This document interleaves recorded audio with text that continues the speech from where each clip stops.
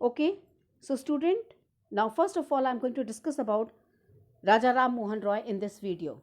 So Raja Ram Mohan Roy was an Indian religious, social and educational reformer. ठीक है, social, religious and educational reformer. Okay, जो society में बदलाव लाना चाहते थे, एजुकेशन में बदलाव लाना चाहते थे एंड रिलीजन में बदलाव लाना चाहते थे. And side by side he was a humanitarian who challenged the traditional Hindu culture. Challenge the traditional Hindu culture, जो पहले थे जो हिंदू कल्चर में बदलाव लाना चाहते थे, उसको चैलेंज किया था. स्पेशली सबसे ज़्यादा सती के ऊपर. सती प्रथा, व्हाट इज सती प्रथा?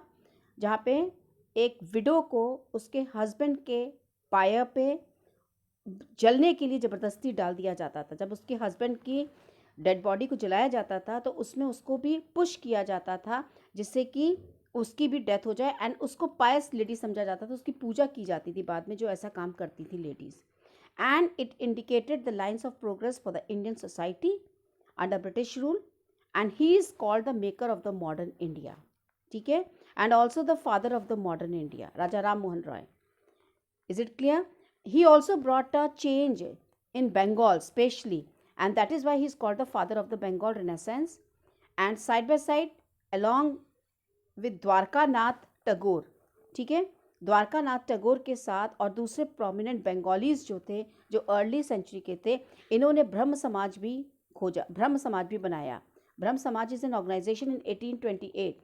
He made a Brahma Samaj with which endangered the Brahmo Samaj, an influential Indian society religious reform movement during the Bengal Renaissance, and his influence was apparent in the fields of politics, public administration and education as well as religion. इसमें सबसे ज़्यादा इन्होंने role play किया था. इन्होंने सबसे ज़्यादा women के ऊपर लिखा था. Women specially who were forced to bear the burden of the domestic work, confined to the home and the kitchen and not allowed to move out and become educated. ये स्पेशली यहाँ change लाना चाहते थे women के लिए. राजा राम मोहन रॉय जो है, specially widows की प्रॉब्लम को देखकर, उनकी लाइफ्स को देखकर सबसे ज़्यादा he was moved up. And उनकी लाइफ्स को देखकर जो है वो इतने हिल गए थे कि वो अब उन्होंने कैंपेन स्टार्ट कर दिया था against the practice of Sati. Specially campaign means अब वो लोगों को जानकारी देने लगे कि ये सती कितनी गलत प्रथा है देश के अंदर. It was a totally negative custom which totally spoiled exploited the women in a society. So Raja Ram Mohan Roy, he was, that he was well versed in Sanskrit. Well versed means उनको संस्कृत के बारे में भी knowledge थी, वो संस्कृत पढ़ लेते थे, पर्शियन जानते थे लैंग्वेज, एंड कई other Indian and European language के बारे में उनको नॉलेज थी. रॉय ने अपनी पैम्पलेट्स के थ्रू, अपनी राइटिंग्स के थ्रू जो है वो ये दिखाया अपनी कि जो ये प्रैक्टिस ऑफ विडो बर्निंग है, it had no sanction in ancient text. Ancient text में मीन्स पुराने ग्रंथों में, उपनिषद में, वेदास में कहीं नहीं लिखा है सती प्रथा. अर्ली 19th सेंचुरी में, as you have read in chapter 7, कई British officials they had begun to criticise Indian traditions and customs. ठीक है, अब जो बाहर के ब्रिटिशर्स लोग थे वो भी इंडियन कस्टम्स और ट्रेडिशंस को क्रिटिसाइज करने लगे. And they were therefore more than willing to listen to Raja Ram Mohan Roy, who was reputed to be a learned man. And so in 1829 sati was banned from the country. Law बन गया कि अब सती प्रथा जो है टोटली देश के अंदर ख़त्म हो जाएगा, और जो ऐसा करेगा कानून के अगेंस्ट करेगा, अपराध है ये. और इस तरह से जो है सती प्रथा को राजा राम मोहन रॉय ने बैन किया. नाउ ये जो स्ट्रैटेजी जो राम मोहन रॉय ने अडॉप्ट की थी, इसको जो है दूसरे रिफॉर्मर्स, इसके बाद जो और रिफॉर्मर्स थे उन्होंने भी इसको अपनाया. whenever they wish to challenge a practice that seemed harmful, they try to find a verse or sentence in the ancient sacred text. ठीक है, अब राजा राम मोहन रॉय के बाद जो दूसरे रिफॉर्मर्स आए, उन्होंने भी इसी स्ट्रैटेजी को अपनाया. उन्होंने पहले लोगों को समझाया दैट ये जो कुछ भी प्रथा है ये कहीं एंशिएंट सैक्रेड टेक्स्ट में नहीं है और ना ही ये सपोर्ट करती है, और इसी को यूज़ करके उन्होंने अपने व्यूज़ को जो है लोगों के सामने रखा. After that they also suggested that the practice as it existed at present was against the early tradition. This practice was totally against the tradition. इसके बाद आए हमारे ईश्वर चंद्र विद्यासागर, ठीक है। ईश्वर चंद्र विद्यासागर ये दूसरे मोस्ट प्रोमिनेंट रिफॉर्मर्स थे। इन्होंने भी एंशियंट टेक्स्ट को यूज़ किया दैट विडोज कुड रीमैरी।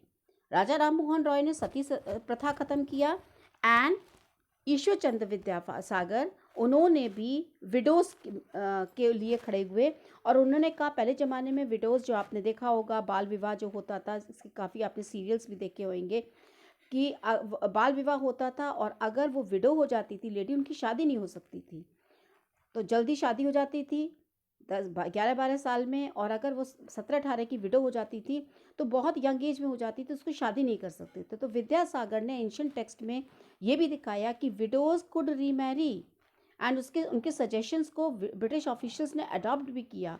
उसके बाद लॉ भी पास किया 1856 में, जिसमें कि उन्होंने दिखाया कि window can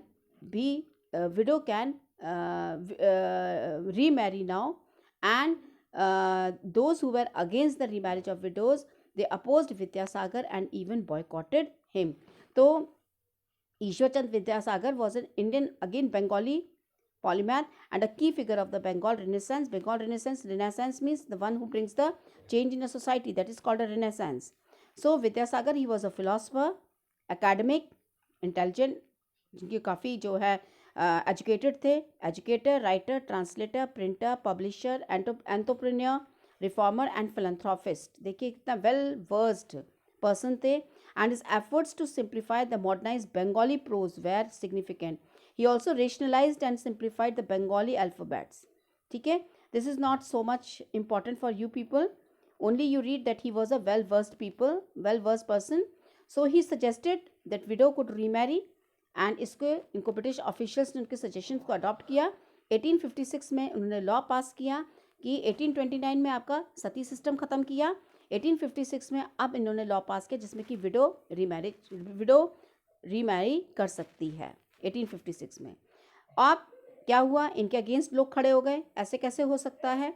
so second half of the 19th century, movement in favour of window remarriage spread into other parts of the country and in Madras presidency Veerasalingam Pantulu, he formed an association for widow remarriage. South में वीरासालिंगम पंतलू ने ये एक association बनाया जिसमें उसने कहा कि window की रीमैरिज हो सकती है।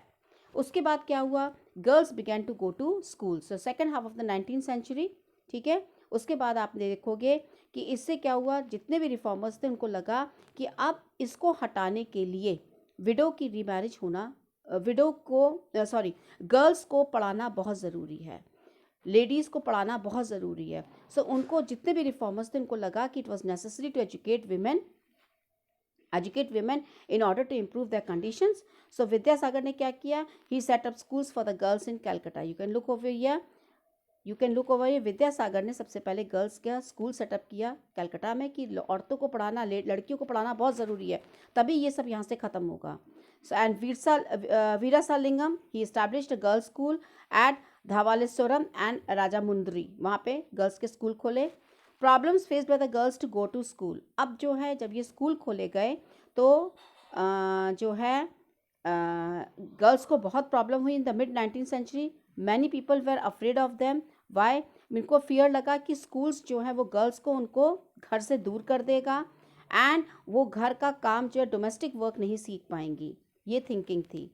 नाउ अब इसके बाद जो है दयानंद सरस्वती ने भी ही, देखिए ये वीरासालिंगम पंतलू हैं, ये भी ग्रेटेस्ट पर्सनालिटीज़ थे, रिफॉर्मर्स थे इंडिया के, जो कि तेलुगु इंडियन सोसाइटी में रिफॉर्म लाना चाहते थे, ठीक है।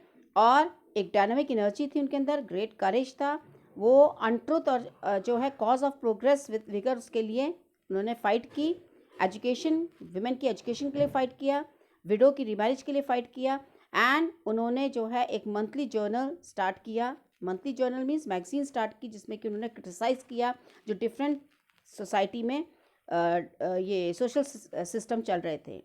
ओके, सो आपको ऑलरेडी बता चुकी है 1874 में ही established a girls school eight Dhawaleswaram to encourage women's education, and 1884 he established another school for girls in Rajamundri, ठीक है।